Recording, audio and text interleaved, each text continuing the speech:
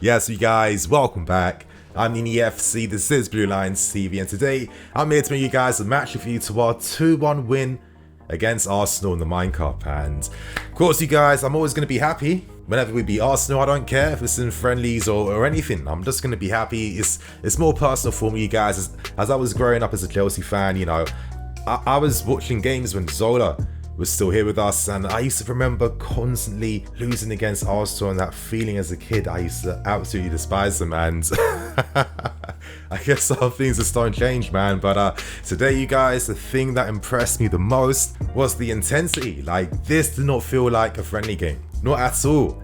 And when you consider that so many of these guys returning, like, you know, Kai, Timo Werner as well, this is like their first minutes during pre-season.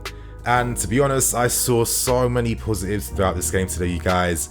I'm looking at this team, and I feel like there's this intensity. You know, players are ready. They understand that next season, we want the Premier League title.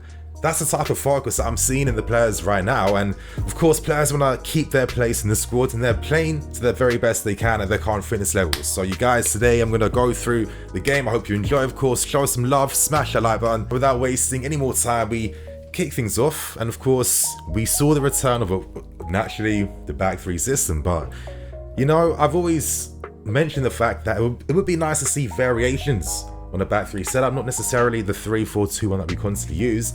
And so far during this pre-season, we have been using two strikers up front quite a lot of times. You know, throughout this game today, we were seeing Timo Werner and Kai Havertz constantly causing danger in behind on the counter-attack time and time again, playing up front together. And you know, is this Tuchel thinking ahead in regards to the fact that we could be signing a big name striker? Because, you know, even though there are many positives in this game, there were a few negatives, and maybe that negative that's constantly just been a part of our game for way too long is that lack of clinical finishing ability. It feels like potentially the market is the only solution for that, and it seems like the only guy who can do the job, you guys, is playing in yellow for Borussia Dortmund. So let's see what happens, man. You know, we have to get that deal done before the end of this month. Dortmund aren't going to wait until end of this month to sign a striker. So let's hope we see some big things coming soon, you guys. But getting back to the game, you know, Arsenal start fast naturally, and I do feel like throughout pre-season we have kind of had like a bit of a slow start to our games. But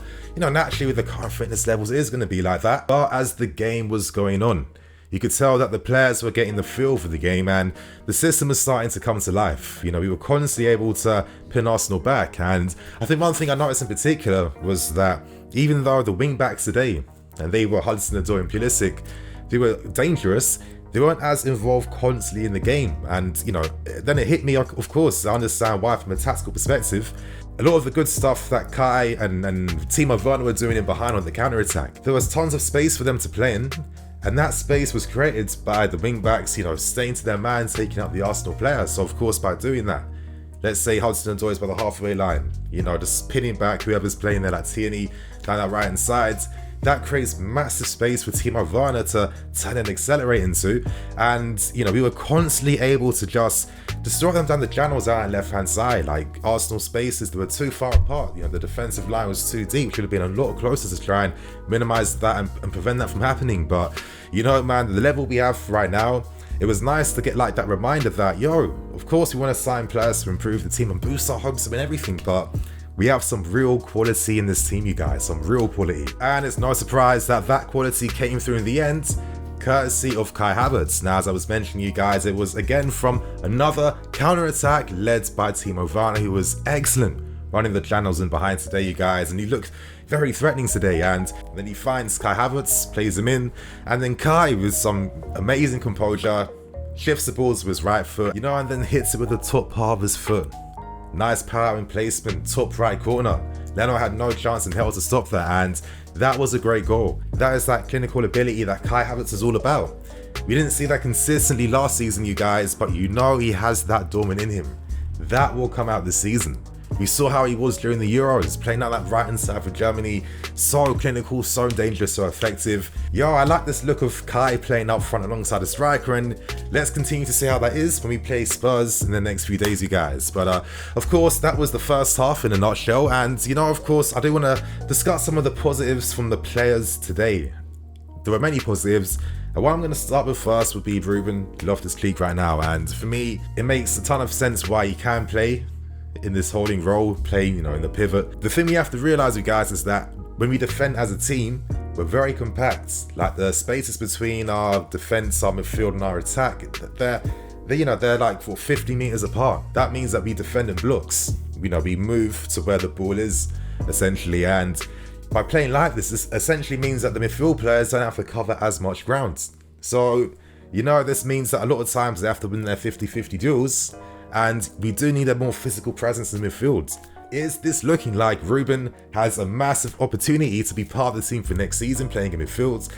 He's looked very good throughout pre-season. Of course, it wasn't perfect. There were mistakes, some poor back passes here and there, but he looks a lot sharper now. He looks a lot fitter. He was winning his tackles. He was showing that drive as well too, showing that purpose and playing some great passes between the lines. Ruben quickens the play, he plays quickly.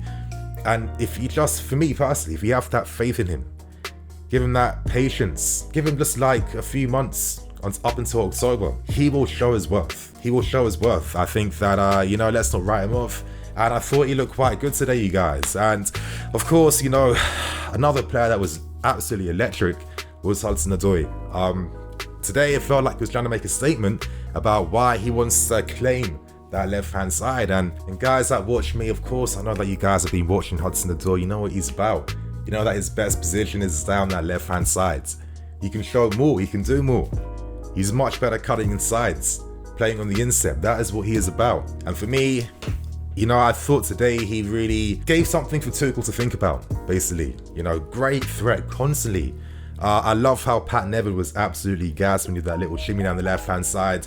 And what I liked was the purposefulness, in the sense that he was looking to shoot on goal, looking to take opportunities. He wasn't looking to just pass that responsibility on. He was looking to get on the score sheet. He came close on a few occasions, especially when he showed that great bit of sauce, you guys, right near the end of the first half. Leno was bare lucky that ball just bounced off his head. He didn't know where he was right then, but that is what you want to see from Callum, and I am hoping that we see Callum getting more minutes on that left-hand side. Please, Tuchel, please let this guy show his full potential. I mean it. That left-hand side is where Callum comes alive. And of course, another player who I might have to say has been our best player during pre-season so far, I would say is Hakim Ziyech. Now, of course, let's address the massive blunder from him that came in the second half. He overplayed it. I mean, it was... Oh, you guys, I was off my seat, man. That little flick over the top from Leno. He's running on goal. He holds off his man. He gets in front of him. That nice little step over with the ball as well. But then, he just kind of overplayed it.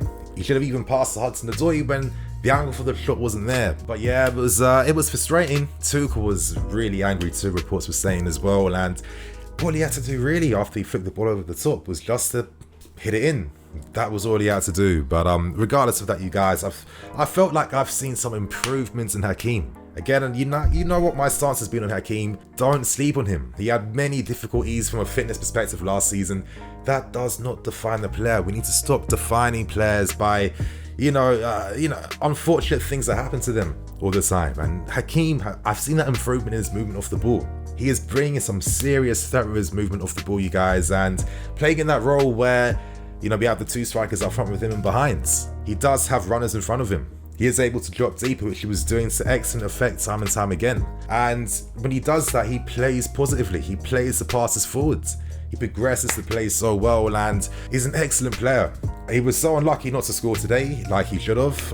Even before in the first half, that excellent shot from the left-hand side, no backlift whatsoever. That is what he can bring. Playing in that free role in behind the two strikers. Hakim's exciting me, man. Hakim is cooking right now. So let's see what he continues to do. Of course, you guys, to just end this match review, let's just quickly go over the second half. Of course, that was dominated by the fact that, lots of fodder players in that sense came on to get their minutes. The argument could be, it's kind of crazy that we're giving pre-season minutes to players who have no future. Because, of course, we can't get rid of them. We can't sell them on. I think that's definitely something that could be discussed. But, what can you do? These guys still need to get their minutes, get their fitness. And naturally, maybe our game was a bit different. The quality levels went down a bit. But, there was a few positives still. I thought dujon Sterling was a massive positive. I told you guys that Tuchel's been really impressed by him, and when he made that slide tackle against Pepe, you know, the conviction to go there, the confidence to, and of course he was in the right position at the right time. It was excellent. I feel like he has been impressive. So let's see what happens with dujon, man. Moving on, and Arsenal did get the equaliser courtesy of Xhaka from a set piece. Now, you know, before all the changes in the second half, I actually felt like we improved quite a lot more from set piece situations. And I think one of the main reasons behind the quality improvement is having Mendy in goal. The fact that he comes out to claim these aerial balls is a massive positive, and it's something that Kepa just can't do on a consistent enough basis. So we definitely are weakened when that's the case. But you know, playing against Arsenal, opportunities are bound to come. They're bound to come, yeah, I said it, you guys. And of course, naturally for them, they create their own misfortune. A terrible back pass in their own half. Tammy Abraham capitalizes on that moment and slots it in very coolly after that, you guys. But you know, Tammy's had a decent preseason. He's been getting on the score sheet consistently. That's what he does, because he's an excellent finisher. And a few times though in the game, in particular on the counter-attack, there was one way he should have passed it to Mitchell Batshuayi. That was a bit disappointing. And the fact that he didn't maybe attempt to step over or shimmy to the right, find the angle for the shot, it was just like, Tammy needs to do a lot better in that situation. But, there's still improvements. He leads the line very well.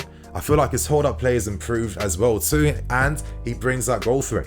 He plays people in. So, I don't know, considering that we still haven't secured a striker yet, I'm always going to think it's very hard what's happened to Tammy, because for me, his greatest effect is the fact that he allows others to play better. And it's a team game. So for me, that always wins. But regardless, you guys, in the end, we win 2-1. And next, we have Tottenham. And let's hope that we wrap up this cup.